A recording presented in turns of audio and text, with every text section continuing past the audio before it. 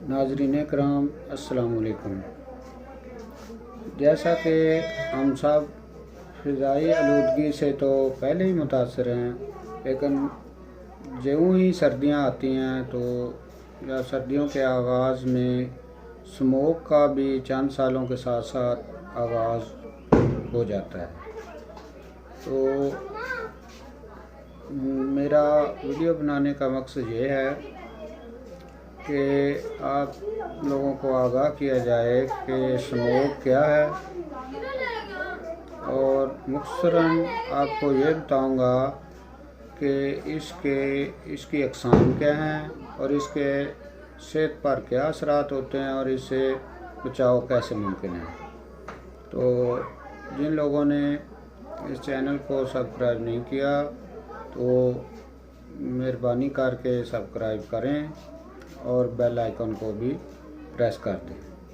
तो आगाज़ करते हैं कि स्मोक एक ऐसी फ़िज़ाई आलूदगी है जो हद्दे निगाह को कम कर देती है, और इब्तिदा में स्मोक के लिए लफ्ज़ स्मोक यानी धुआं और फोक, स्मोक और फोक की इस्तिलाह इस्तेमाल की जाती थी।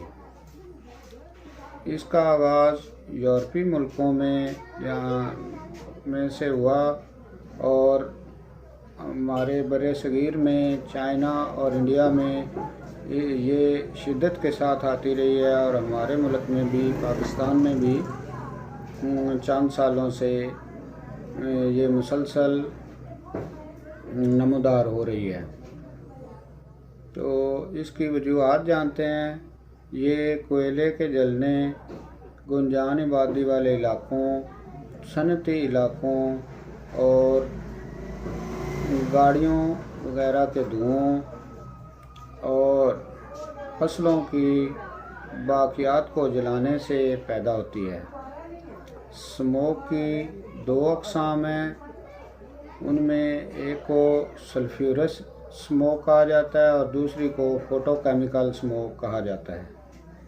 सल्फ्यूरस स्मोक जो होती है वो उसमें सल्फ़र के पार्टिकल्स होते हैं, और फोटोकेमिकल में नाइट्रोजन ऑक्साइड और इसके अलावा दूसरे केमिकल भी पाए जाते हैं।